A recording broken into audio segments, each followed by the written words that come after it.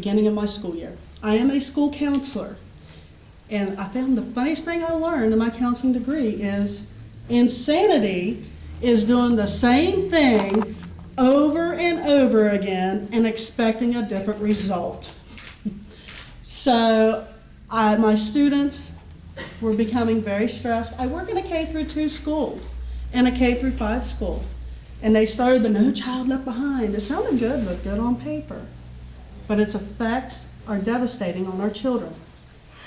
Little first grade girl, Mrs. Ingles, what happened to the fun? I went, oh. Don't know, sweetheart, I noticed it's gone too, so we gotta do something about this. So I started a letter writing campaign, sent it out to my representatives, the people who are supposed to be representing us, the people. I put out my SOS. I was ignored, probably like a lot of you have written to your representatives, the people who are supposed to be representing you. And I hate to read in the paper where one of my representatives has to go to their political party in order to vote the way the people want them to vote. I thought we were the ones that voted them in there. I thought we were the ones that they're supposed to be representing. I am an independent, and I'm guilty, probably the same as all of you, of saying, who's the less of the two evils? Who's going to hurt me the least? Oh my goodness, I can't stand who's there. And I said, what was I thinking? I can represent us. I will go and take those steps. Why in the world can I can't sit down and complain about something if I sit and do nothing. So I stopped the insanity. I said, good, I'm going to get out there. I'm going to represent the people. Because I am a part of the people. I worked my way through college. I worked my way through high school. I stood at the front of the hay wagon at the end of the belling machine, tossing the hay back at 12 years old, just so I could go to the horse show. I love showing horses. So I have calluses. They are there. So I know what it is to work hard to get what you want. I know what it is when you got that money and someone keeps taking it from you. I was very upset when Bush decided, oh yeah, let's throw some money at our problem. Let's throw money at the banks. My tax dollars just went out the door. And then my credit card company calls me. God does a satisfaction survey. Are you satisfied with your 7.9% interest? Yes, I am. 2 weeks later, guess what? We've raised it. I called them back. I said, guess what? I'm not satisfied with you anymore. Please record that. You just did me wrong. You took my private dollars to pay back my tax dollars. You keep sucking me dry, people. I don't have any more to give. So I decided, governor's open. I can stand on my pedestal and I can scream at the top of my lungs. And hopefully people will start to listen and start to make laws that make sense. Stop stressing my students out. Stop putting the curriculum back to where it's not developmentally appropriate. From the time you're conceived to 25, your brain develops. There are certain stages in which certain things develop, and you will understand it. But we try to say, oh, we want higher order thinking skills. Oh my gosh, there's people in China, they're outdoing us.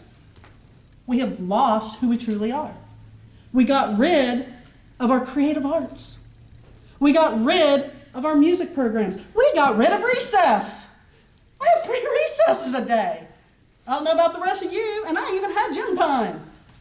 Oh, we got an obesity problem. Do you think? Hello? Did you guys not read the same papers I read and going through my education? Childhood obesity, not caused by overeating, caused by underactivity. Let's change our food menu at school. How about we get them a little more active, people?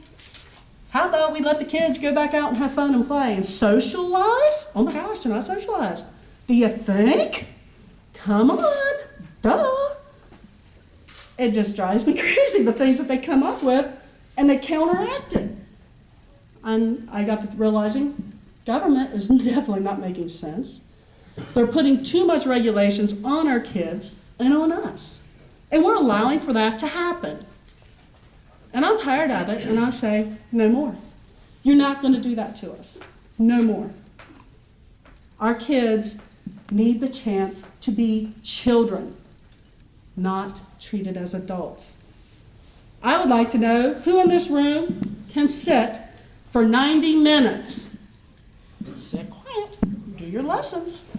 They have 90-minute reading lessons, 60-minute math lessons. And if you don't progress, you get another 45 minutes on top of that. Doesn't make sense. Our strengths were in our creativity. We took out art. Our strengths are in our inventions. And then they say, oh, we don't have anybody inventing anymore. Yeah, you took it out of our schools.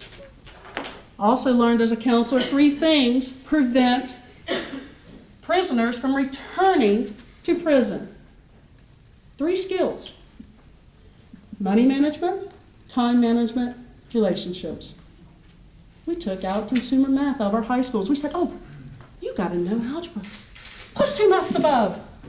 Not one of those things addresses my money management, or how to finance, or how to invest, or how to balance my checkbook. It did not address any of that. So we are becoming a reactive society instead of a proactive society. We're not giving our kids the skills they need to be successful. We're exploiting their weaknesses instead of strengthening their strengths. It starts at the education level. Everybody says, oh, we need businesses, we need this, we need that. We need to go to our business and say, hey, what skills do we need? Because I know it's not college all the time. And when I went through, it was 20% of the job market required a college degree. And they wanted 100% of kids now. You were supposed to be college bound and ready for 20% of the jobs? Again, not lighting up people, not making sense to me. We need to give our kids skills, not sit there and make them suffer through an algebra class. If your brain is not geared toward that, then why are you making somebody take that course? They should be in a finance group, a consumer math class. What was wrong with that? Oh, that's not good enough. I remember being a behavior disorder teacher, working at the high school level. And they said to me, you have really good skills with the math. I want you to take the mentally impaired students and the learning disabled and teach them algebra and geometry. I did it. I taught it to them. Believe it or not, their scores were higher than what they were the year before, and they were the most successful in the areas that I taught them, but they weren't at the 50th percentile. And do you think I took that victory away from them? Do you think I said to that child, oh, guess what? You still aren't meeting your 50th percentile now? No. I said, good job. I'm proud of you. Look at the improvement you've done.